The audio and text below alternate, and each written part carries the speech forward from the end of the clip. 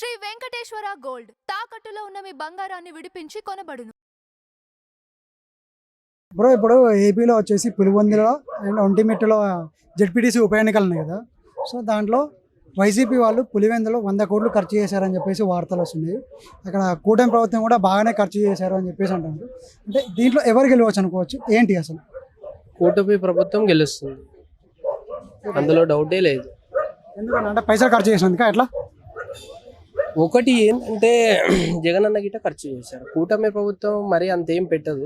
అంటే ఓట్ల గురించి మంచి చేసేదానికి కూటమి ప్రభుత్వం ముందుకు వచ్చింది, కానీ ఇట్లా నేను డబ్బులు ఇచ్చి ఓట్లు వేయించుకొని మళ్ళీ నేను సంపాదించుకుంటా అని రాలేదు కూటమి ప్రభుత్వం. ప్రజలకు మంచి చేయడానికి మాత్రమే కూటమి ప్రభుత్వం వచ్చింది.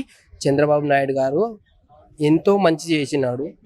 పవన్ కళ్యాణ్ అన్న గిట్ట ఎన్నో సేవా కార్యక్రమాలు రాజకీయంలో లేకముందుకి ఎన్నెన్నో చేసినాడు.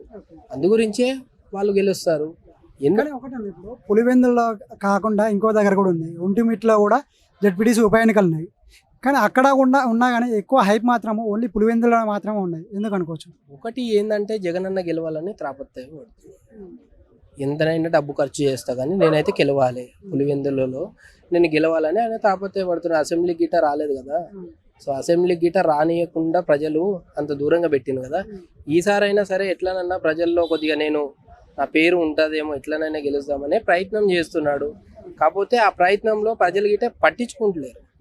ఎందుకంటే 5 ఏళ్లలో ఏమేం చేసిండు, ఎన్ని అక్రమాలు ఎన్నెన్నో ఇంకా చెప్పొద్దు, మందు అని ఎన్నెన్నో అన్న చాలా ఉన్నాయి.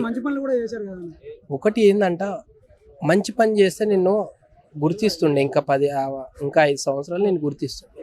5 ఏళ్ళలో నాకు తెలియక అడుగుతున్నా, 5 ఏళ్ళలో నిన్ను ఎందుకు ఓడగొట్టిండ్రు జగన్మోహన్ రెడ్డి గారిని 5 ఏళ్లలో ఎందుకు ఓడగొట్టిండ్రు? అంటే కూటమి 3 పార్టీలు కలవడం వల్ల ఓడిపోయారని చెప్పేసి అంటా ఉన్నా. ఒకటి అన్న, 3 పార్టీలు కలిసినా కలవకపోయినా టీడీపీ పార్టీ వస్తుందని జనాల్లో కన్ఫర్మ్ అయిపోయింది, ఎప్పుడో అయిపోయింది.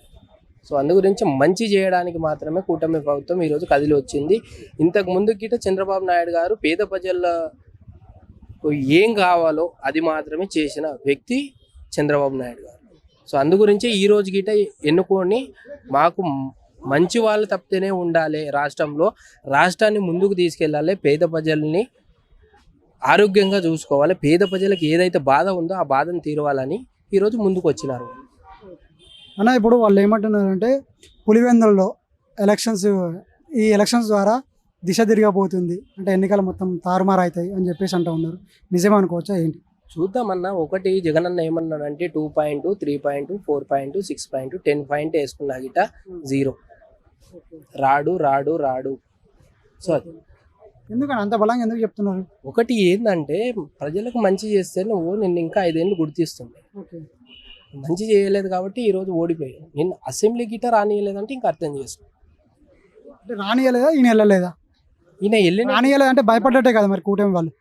ఒకటి అన్న, వాళ్ళు ఎందుకు భయపడావు? నువ్వు రాలేదు, నువ్వు భయపడ్డావు. నువ్వు వచ్చి 11 నిమిషాల్లో నువ్వు గడబడి చేసి ఏదో చేసి నువ్వే వెళ్ళిపోయినావు. అంటే నువ్వు ఎవరు భయపడ్డారు? కూటమి ప్రభుత్వం భయపడిందా? నువ్వు భయపడి నువ్వు సమాధానం చెప్పలేక నువ్వు 11 నిమిషాలు ఏదో క్రియేటివిటీ చేసి అక్కడ నువ్వు వెళ్ళిపోయినావు. నువ్వు భయపడినావు స్వామి, మాకేం అవసరం భయపడడానికి? సరే ఇప్పుడు లాస్ట్ ఇయర్ ఇప్పుడు ఎన్నికలు తారుమారు అయితే అనుకోవచ్చు పులివెందులతో. 100% జగనన్న రాడు, రాసి పెట్టుకో.